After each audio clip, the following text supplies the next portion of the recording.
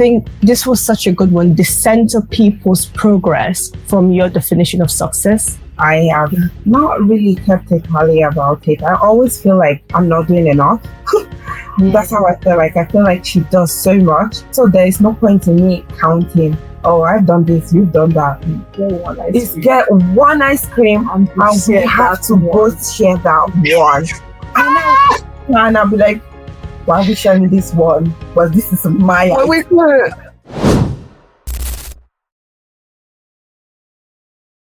That's very, very good. And I love that you guys have a balance, like you pull each other to the middle. That's really, really dope. All right. So we're going to go into an interesting kind of topic. I think it's a good one when it comes to friendship, and that is comparison and competition. I think it's a tricky one because you're going back to the book, they spoke about this time where both of them, like I said, both of them were, high achievers. They were grandchildren, one went to Cambridge, one went to Oxford, and then, so they were kind of the same level for most of, their lives and their friendship.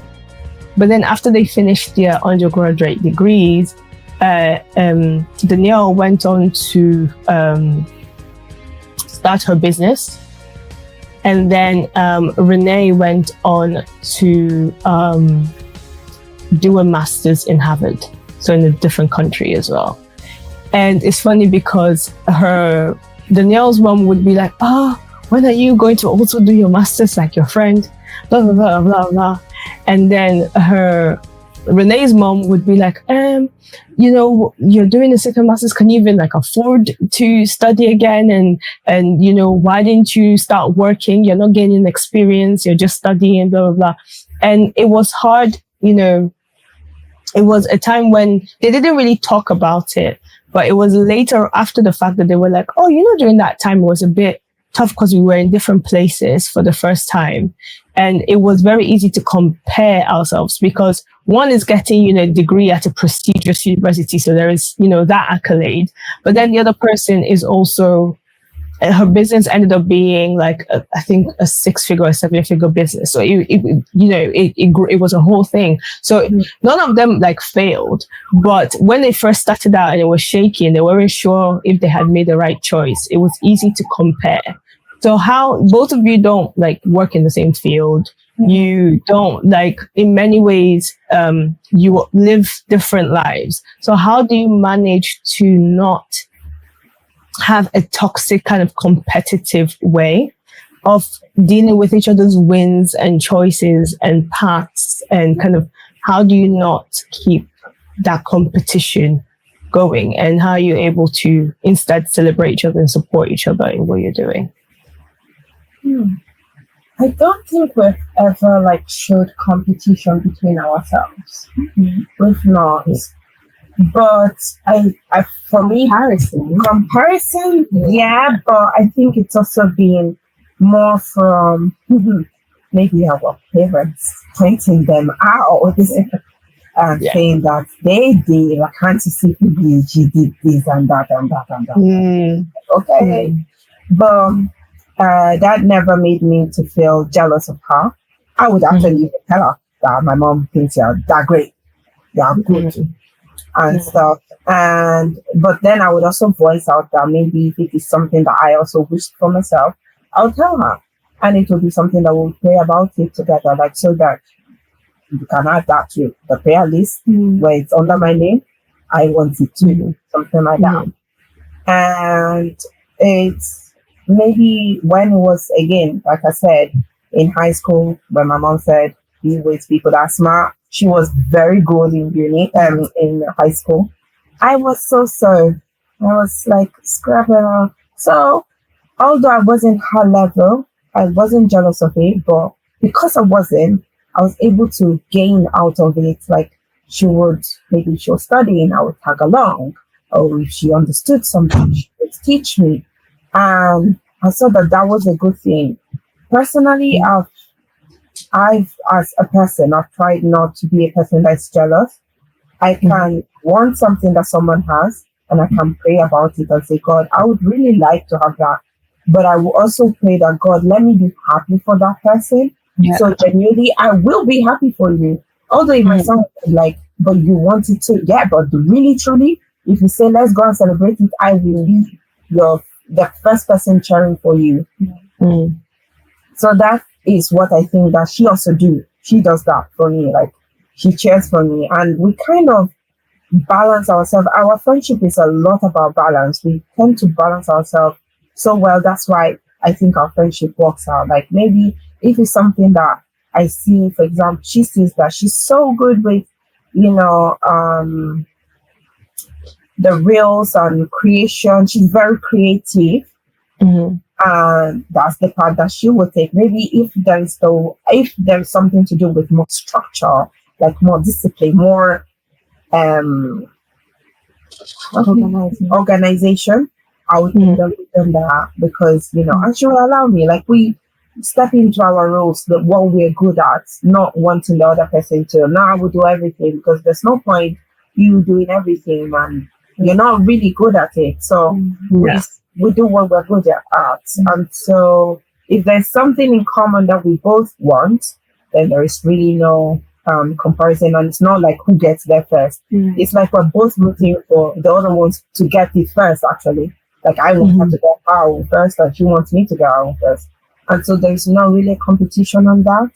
And if it's something that she has that I want, she prays for me to have it. I pray for myself. And if she has if she wants something that I have, I pray for her to have that.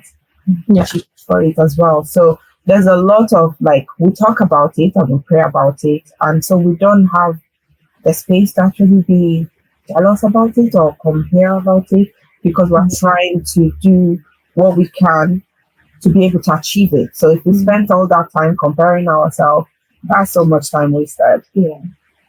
And also, I would say, like, in high school, I wasn't jealous, because I think like what she said, if she has something that I would like, then it's like I would admire her, and I'm trying to now reach where she is, but I'm not jealous. So it's like, in school, she was very sociable. Like, you remember me in school, I was very quiet. I could come out of the job, but most times I was quiet. And so, like, her being very sociable, being able to talk to anybody, I really admired that, and I always wanted to be like that. So, like, even now, sometimes I go and I ask her for tips on certain things that is not my strong suit, but I know she's good at, and I'm trying to get there. So ask the person that does it well, and learn from them. Yeah. I think that's very, very helpful. Kind of allow people to, I love the fact that you can tell each other what you admire in each other, and ask for prayer, ask for help, ask for tips. Because sometimes when you feel like you're in a deficit in a place where your friend is full, you might not want to tell them, because you don't want to be accused of being envious, or you don't want to be accused of being, but the fact that you have that kind of relationship where you can be like, actually, you have something I want, and it not sound weird, but it sound like, okay, how can I help you to get that? But also not being miserable because your friend has something you want, but being ready in the first, like you said, Elizabeth, to celebrate the person, even when you still haven't obtained that thing, to willingly and truly, want to see that person win, but at the same time want to that thing for yourself. Like, those two things can coexist.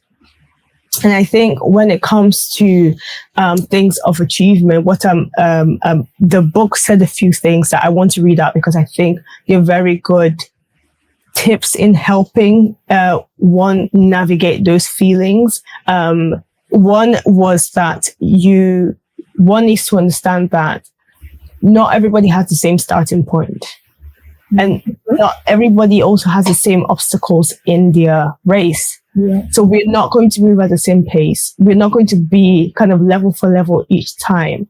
Some of us maybe were better at communicating, from young. So that's easier for us. Other people that's more of a learned skill. We start from a different place. So the way we develop will be different, right? So just in every kind of area, recognizing, I cannot expect, it's kind of not realistic to expect everybody to always be on the same playing level all the time. That's just not how life works.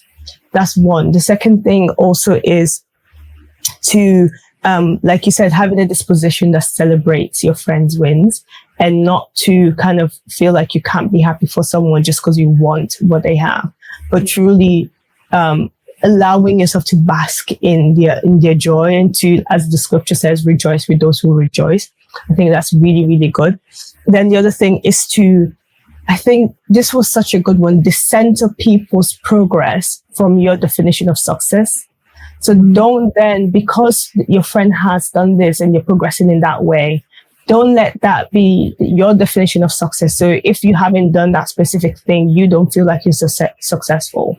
Define success for what you want for your life, what you want to accomplish, and then judge it that way. And your friends can support you in it, but don't kind of compare yourself with your friends in ways where everything they do is what you want to do. When really, is it what you want to do, or is it just because you know that's progress? You automatically think you have to do that in order to progress. Maybe that's not what you have to do. You know, like you said, both of you are different in terms of Phoebe, you're more creative, and then Elizabeth, you're more structured.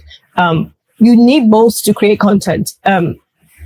If people don't know, you can have all the ideas in the world. If you don't take that camera and schedule that thing that you want to film and make time for it, it's not going to, content creation is 50% admin work and preparation. And then the other 50 is actually doing the thing. So you need both things, and you don't need to be more of the other thing. So you don't necessarily need to now start crocheting to prove a point of progress. Like, that's not what you have to do.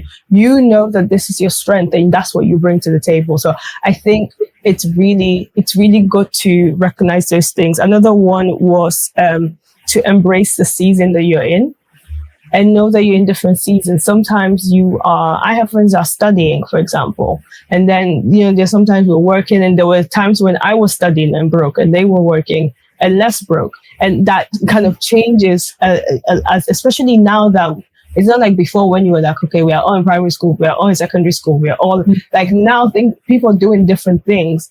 So you're in different seasons, and embracing your season, not kind of expecting your season of sowing to look like someone's harvest. It's just not going to do that.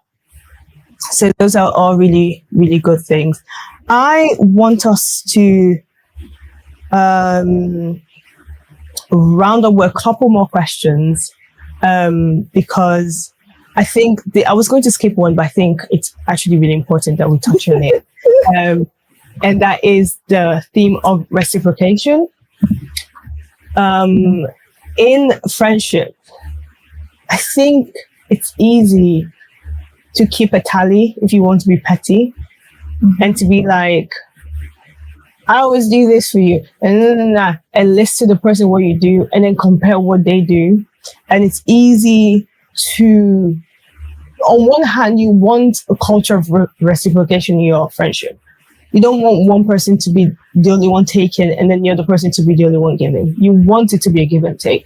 But on the other hand, you don't want to be calculating, because as they said in the book, you will quickly find out that the math doesn't math. Like, it's not adding up. And you might build resentment if you do that. So how are you able to show up for each other and to reciprocate what matters to you guys? So your love language, reciprocate time for each other, effort for each other, without keeping a tally of, I've done this, that, and that, and that, and you have not. Like, how do you keep it balanced without keeping track? If that makes sense, how do you do that? I think for me, it has always been like simple and easy. I have not really kept a tally about it. I always feel like I'm not doing enough. That's how I feel like. I feel like she does so much and I can't. So there is no point in me counting, oh, I've done this, you've done that, because I feel like I'm always in deficit. But I know she doesn't hold it against me. So that's why I feel comfortable in what I am doing for her. And then I also know that it's not like, if you cook for me today, I will cook for you tomorrow. We do different things, and that's how we balance it. Because if not, it's like, again, you're better at something, I'm better at something else, there's no point in me struggling to do that thing that you're better at unless it's something that you need. So we don't do it that way. And then also, we've come up with two new things. First thing, if I do need something, I will straight up say that I need you to do this. If it is something that she cannot do, then she'll tell me, oh, I cannot do this because of this so reason. Or she too would say that, can you do this? And I would say, I don't know, this and that. Like, if I can do it, I will do it. If I cannot do it, I will explain why I can't do it. And we both understand. So it's not a thing that, oh, you have to do this because I did this and that. No, we don't do that. And also, I think I'm learning also, for example, sharing. I didn't know there was two levels of sharing. Like, for example, I am very good in sharing. Like, I will get, let's say, ice cream. I will get myself one, and I will get her one, and it's fine. Now, Phoebe has taught me that there is a different kind of sharing, the sharing that we all know. Well, I didn't know that. Now I'm learning it, and I'm telling everyone about it. I'm like, yeah, I'm learning, don't judge me. In the sense that now maybe get one ice cream and we have to both share that one. And I'll be like, why are we sharing this one? Well, this is my ice cream. Well, I feel you, Elizabeth. I feel that because at the end of the day, we are both eating ice cream, right? Exactly. So, and then I get that sometimes you do have to share the one thing. And now I'm calculating, what if she's able to buy the ice cream more than I can? And so I have a smaller size of the ice cream. I'm all thinking that. And she's like, no, don't worry, you'll be fine. You will learn. That's what she told me. She didn't say, no, we're going to stop. It's okay. You're feeling uncomfortable. She said, no, don't worry. You will learn. That's getting there. I feel like when you have a family, you're going to learn anyways. True. When your kids are all up in your food, you're going to learn how to share. I thought that no, we're going to have like, if it is like 3 in the house, there's going to be 3 ice creams. When you finish yours, well, that's it. So that's it. Mine. But Phoebe knows said, no. It's in the house. It's in the house. Because also, if she has hers, she will offer her own. But then later, I thought that, you're just offering. I didn't know that later I will have to offer mine as well, or that mine will just be beaten off as well. Like, she'll be like, can you give? If she notices that I'm not willingly sharing, she will encourage me to do it. Yeah.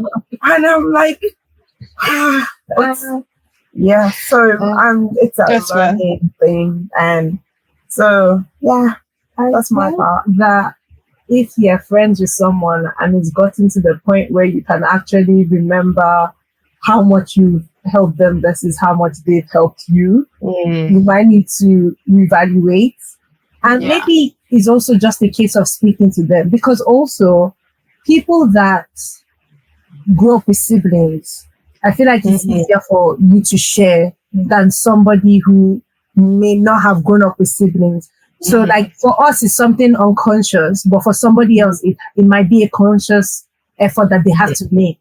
So you have to realize the character of the person, of your friend, see if it is maybe, they're just going through a tough time right now, or if it is, no, this is how they actually are. And if this is how they actually are, and you've decided to be friends with this person, whenever you're doing something for them, it shouldn't be like she said, it shouldn't be, I've done this, and you keep count.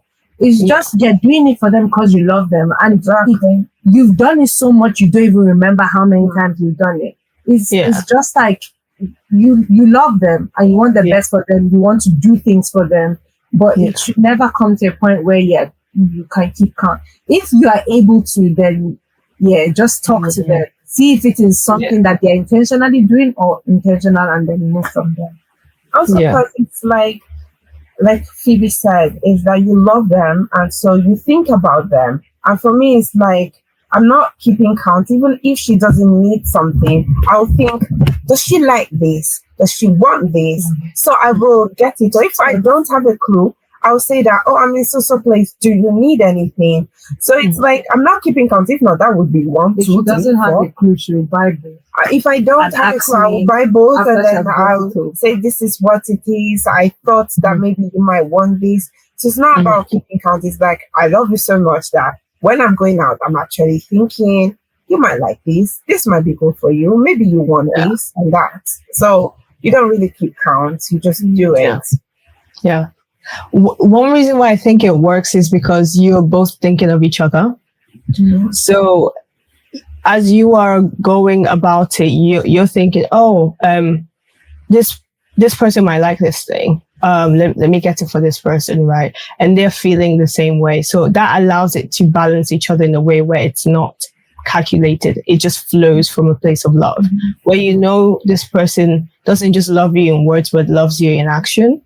And also there is that thing of, as you were speaking, the verse that says, love covereth a multitude of sins came to my mind, where if you truly love someone and you know their character, even if you've spoken to them and you do want them to grow in that area, there's a grace you give to that person to grow, because you understand, okay, this is, like you said, we have different backgrounds, we have different upbringings, and therefore this person is learning how to show up differently, but it's going to be a process, and allowing time and grace for that process instead of having like a strike system, like, oh my gosh, you know, you never do this, you always do this. And also communicating your needs and not thinking that your friends should know.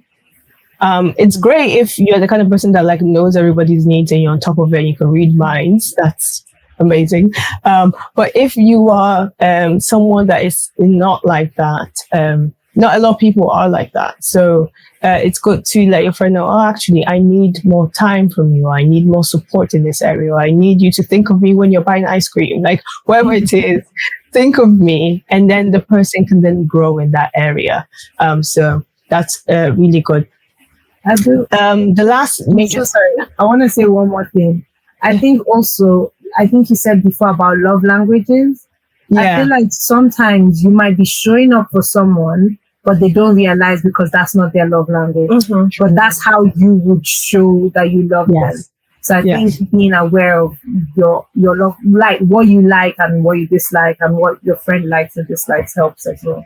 Yeah, this segues perfectly into the last thing I wanted us to talk about, because I'm realizing, because I've gotten feedback from the people in my life, that I'm terrible at this. So I'm trying to get better, which is offering support, right? And in the book, it speaks about offering support, whether it's intervention versus presence. So intervention is you come with solutions, you come with a game plan, they tell you the problem and you're like, okay, you could do this, you could do that, you could do that and that and the other. This is what probably caused it, blah, blah, blah, and you're problem solving. And then presence is just being there and allowing them to vent and allowing them to speak. And one thing that it was so obvious, but when they said it, I was like, Eureka, was they were basically like, when your friend is venting, they need to give you consent to problem solve. So they have said, do you have a solution for this problem? Just listen, right? Just allow yourself to just be there, be a presence, be a support. And that's, I have that thing where immediately I hear or see a problem, I'm thinking of solutions. I think you're telling me because you want me to solve it. That's what I think it is. In fact, I feel terrible if I feel like I don't have a solution, I cannot help you. So that is how I approach support. I'm always like, okay, what can you do? If I cannot help you, what can help you? And sometimes I don't even sit in the person's feelings of, oh, you feel this way and that's that. I'm just like, okay, I hear that. So this is what we should do. And I'm realizing and I'm learning that maybe like shut up and let the person talk, and then let the person know you empathize with them. Let the person know that you're with them in that space and kind of be that presence. And if they want you to offer up solution, you can do, but it needs to come with a certain level of consent, a go ahead, if you will, before you do that. And it circles back to what you were saying, because you need to know your friend. Some people prefer you to just listen and to just kind of hear them out. And other people are like, I'm telling you because I feel like you can help. So help, right? So you need to know your friend, you need to know the situation, you need to know the time. And that's something I'm praying God will help me with, because I'm noticing that I just kind of had one way of approaching problem solving and support, and that's not always applicable. So what can you guys say about those two things? Okay. So what was it? I remember one time when I was kind of like down, and you asked me what was wrong, and I started talking, and she just sat down and listened. And then at the end, she now asked questions, and then we chatted a little bit more. But I think I'm like you. I want to just give a solution to every problem. But with Elizabeth, I've learned to just listen, because she vents. So I always listen to the end, and to make it more interesting, I'll be asking questions as she's telling the story or whatever. So that at the end, if it's now with just venting, fine. If it's a problem solving, at least I have all the details I need to solve the problem. But I think just like asking the person what they need at the time, not at the time, but I think most times when it's very emotional, if it's an emotional period, it's not a problem solving. Even if it was a problem solving, first of all, you have to let the person talk. You have to let them get out their emotions. And you just have to be present and listen and empathize, like you said. And then maybe after it has passed, or maybe later, you can now discuss it. But I think just being heard helps. Because sometimes you're going through something and you feel like nobody understands you. But when you have someone who sits down and listens to your point of view, how it made you feel and everything, it could like enlighten some things for you. Okay. Yeah. What I would say is, so for someone like me, I remember someone recently told me, okay, when I've told you a problem, I've thought of different solutions before I came to you, right? You think you're telling me something new. I've been known these are possible solutions.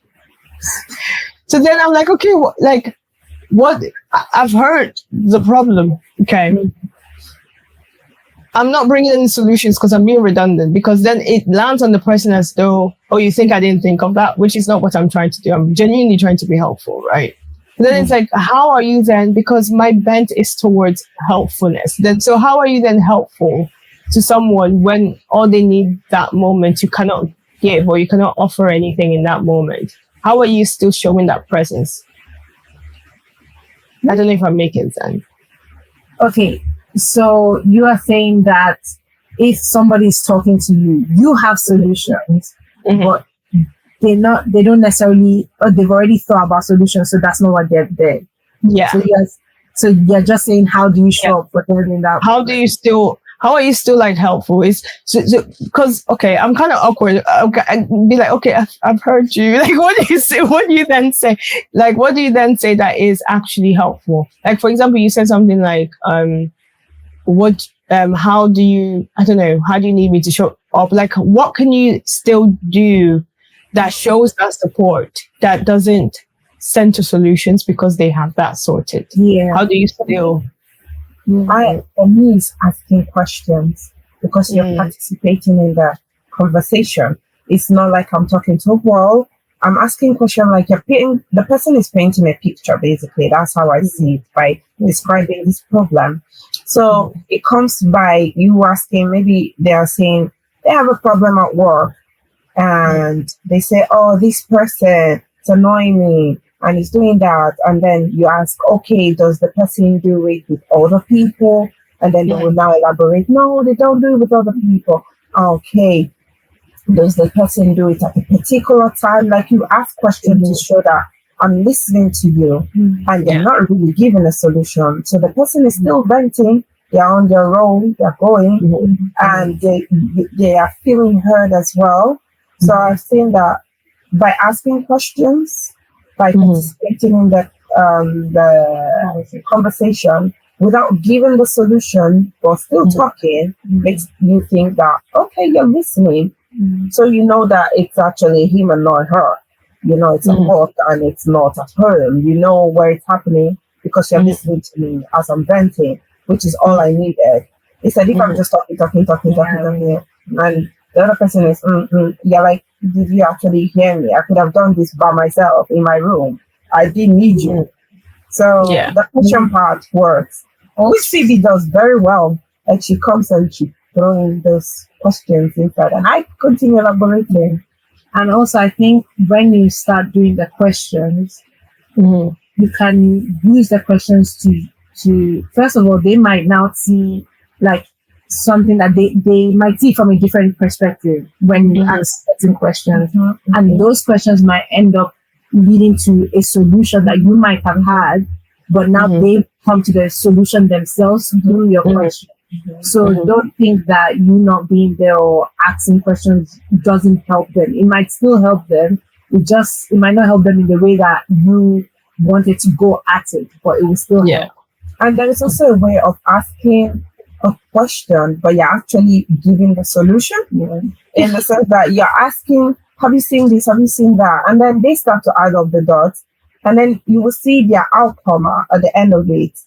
And if their outcome comes to the solution that you intended, then you see that, okay, that's the solution I wanted, but you came about it all by yourself. But if you see that, now they've considered it, you didn't give the solution, but you made them think around it, and you know that, if I suggested a solution, it wasn't the solution. You can just ask questions, so give a solution. Yeah, that's very good. That's very good. So ask very good questions to show support and engagement. That's very good. Thank you, guys. I'm going to. Sorry, I'll say one more thing. Also, don't assume. I feel like when you assume certain things, it cuts off conversations really quickly. So if there's something that you're 90% sure, but you're 10% not sure, just ask it anyways. Assumptions don't help at all. So just ask all the questions. But yes, ask clarifying questions. Don't assume. That's very good. That's very good. So we're coming to my last question. It's bittersweet, but I'm very happy for all that we have covered today. I really do hope that people listen to this and feel like they have tools to help them go to their relationships, go to their friendships, and be better invested in them, to be better listeners, better communicators, give more grace for growth, and all these things that we've spoken about. Last question is, in a culture, again, kind of go into the context that we live in. You know, there's a lot of podcasts. That's part of the reason why I started listening to these friends. There's a lot of podcasts about, you know, relationship and how to prepare yourself for a relationship, how to be in a good relationship. And also books, you know, that are recommendations. You know, very few people are reading, or maybe it's better now, but reading books on how to be a better friend. You know what I'm saying? There's this kind of hyperfixation on romantic relationships, which, you know, great, important. They have their place, of course. We all love love and other things. But there is something about being just as intentional, just as proactive, and holding it in high esteem, our friendships, especially female friendships and sisterhoods. And, you know, there's this kind of narrative that if your female friend does something to offend you, people are just quick to cut them off and to do this and that. But if it was their man, they'll have grace after grace after grace after grace, and give him a second chance. And it's like, oh, but he did you, but he's better now. And it's like, where's the grace for your sisters and for your female friends? So there is this whole kind of narrative that we do need to be better at friendship and reframe what that means for us in our lives. So what would you say to people about the importance and why, if someone was listening now, you know, there's some people that are like, oh, I don't do female friendships. I don't do, I don't have close friends, and I don't do this, I don't do that. And, don't feel like it's a priority. If you were to pitch it to them, you've seen the benefit of it in your lives, you've seen the beauty of it in your lives. If you were to kind of advocate for friendship, what would you say to that person to let them know that it is worth the work that you put in relationship? I would say that for me, it's been a blessing. Like, it's been one of the best things ever. And if you don't have like that female friend, I know that sometimes you can't have tries. Like I had a try before PB, it did not work out. When we went to middle school and you said that we were not friends, which brings out sometimes and say like we were not friends, you had a friend first. Yeah, and so it didn't work out. It doesn't mean that you get the first one, or maybe you might have that person in the background of your life and you're just friends, and eventually one day it just dominates, it just becomes one beautiful thing. But I think it's a necessary thing. I'm like, sometimes I just come and I'm like, I'm so blessed to have you. Like it's such like I don't know. I think God brought you to my life for a reason. Like I really needed someone like Phoebe in my life. And so for you to say that, to be fair, I do understand there are some people that might have gone through bad friendship, bad friends, and they'll be like, no, I don't want to ever have a friend again. But then you might miss out on something really beautiful, something really great. Like basically somebody that you can go through life with. And although, yes, you're going to have a spouse, you're going to have a husband, but it's not the same. He's not going to be a girl.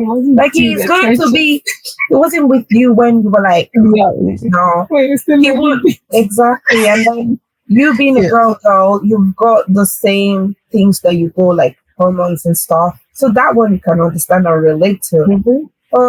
Your man might try and understand, but he is not going through it. But she's going through it, so she'll be like, you need this, you need that. This works for me, but maybe this doesn't work for you, but there's this alternative, blah, blah, blah. And we are emotional beings as female. The man is more logical. He'll give you logical answers, logical situations. And your emotional friend can help you be in that emotional state together. So I feel like it's something that me personally, because I know the benefits of it, I feel like if you don't have it, you're missing out big time. Like when you talk about spiritual growth, physical growth, financial growth, emotional growth, mental growth. Like we have grown in each stage, and it's because she has watered me, I've watered her. Even she has helped me to the point that sometimes I'm saying that, you're preparing me for my future state, for my spouse. Like the things that you're teaching me, like learning how to deal with this, I don't need to learn it later, because now I've learned how to manage this situation, which I don't mean that it's a bad thing, like you learning it on the job, because you can learn it on the job, you can learn it while you're there. But sweeter. It will make it, if you're already that kind of, some people come with certain level of anger, of anxiousness, or a state of insecurity. But if you've dealt with it with your friend, you're coming as a person that has this a little bit more figured out. So why not? Yeah. I once heard someone say that if you do not have any, like as a woman, if you don't have any female friends, you should not be thinking about relationships. But I think what she said is true. Like how as friends you help each other. Also, I feel like, I don't know, like there is somebody in your life who can actually celebrate you, who can tell you when you're doing wrong. Like they can actually call you out. I think it's different to romantic relationships in that they serve different purposes. Yeah, they help the other relationship. Yeah, I think female friends. I feel like a lot of females don't trust other females very easily. So when you have a friend they're not just like your yes man, they are actually there to challenge you, to help you go. You grow as a person, you learn to relate to other people, and it just makes life easier. Also, like sometimes you might not be very aware of yourself, and then later you come home and you be like, oh, this thing that I did, was it too much? Like you have somebody that you can bounce off of, you can begin to better yourself, your character, because there's somebody. And also, with the long friendships, like you guys have been through a lot. You've been through the trenches, been through everything. And like, I know that when I grow old, she's always going to be there. I know she's going to be my kids' aunties. I will be my kids' aunties. Like, we're going to have family vacations. Like, having somebody that you know will always be there. Like, it's a kind of reassurance thing. And it's just, if you don't have one, I would encourage you to get one. And like she said, it's not easy. It might not be on the first try, but like, and it's not like you find someone and you're like, that's the one. Just like talk to people, you know, the ones that you vibe with, that you guys, you don't just talk about one topic. It's like you're having a conversation and somehow you've touched 20 different things. And you're like, next time I talk to that person, there's so many places we can start from. People that you have that with, speak to them more. And like over time, you end up building a friendship that will last a lifetime, like generations. You know, that version in which you're like talking to someone, but you're not saying good night and good morning because, and you have different tabs open. So now we speak on different, everywhere is different things. We have messages, WhatsApp, Instagram, another WhatsApp, different WhatsApp groups as well. If I was still on Snapchat, we'd have that too. Then Instagram, and then email sometimes. And that's not the in-person conversations that we're already having. But just having someone to go through life with is great. It's great, and like knowing they will not leave you at your lowest, not resent you at your highest. Like someone that will celebrate the lows and the highs with you. It's really good. Someone that will not leave you at your lowest or resent you at your highest. I really like that. I really, really like that. It came out well. I really like that. I really like it. I think really to just round up, my answer to that question, why I advocate for friendship and female friendships, even for those of us that feel like it doesn't come easily to us, I think to your point, it grows you. It grows you in ways where you need to grow. It shows you your weaknesses and allows you to show up for people in ways that you wouldn't have to if you didn't have those relationships. It allows you to be able to be a better person. It allows you to develop the fruit of the spirit. I always say the fruit of the spirit is a fruit for a reason. Fruits grow, they don't just appear on a tree. That means they need to be cultivated, right? And if it needs to be cultivated, what better way to start cultivating those things in yourself than insignificant, meaningful relationship with your friends? So I do think that there is that benefit, one, of just growing. Like you said, a lot of people think that they're magically going to be great at communicating their feelings and have emotional intelligence and be willing to compromise and all these things that they think only are relevant, and learning love languages. And they think all these things are only relevant when you marry, and that's when you need to practice it. No, don't learn on the job. Okay. If you learn this beforehand, if you can hone these skills beforehand with the people God has given you now, I think that's a wiser decision. That's a better thing to do. And then myself and a friend of mine and Jane were having this conversation, and we were talking about how to truly say, to truly be able to quote the verse, I was young, I think I'm paraphrasing, but it says, I was young and now I'm old, and I have never seen the righteous forsaken. To be able to say that verse and say it with meaningfulness, you need to have journeyed with the righteous, journeyed with people, and seen the faithfulness and consistency of God in their lives through the highs and the lows, to be able to say, I have truly never seen the righteous forsaken. And there's a blessing in doing life with people. And like you said, that long term, that kind of longevity that you're able to say, oh, I've watched you grow. I've seen what God has done in your life. I've seen how much He has, grown you and all these things. And you're able to appreciate not just your friend, but God in your friends' lives. And I think about it now, and I think about the people that God has graced me with in my life.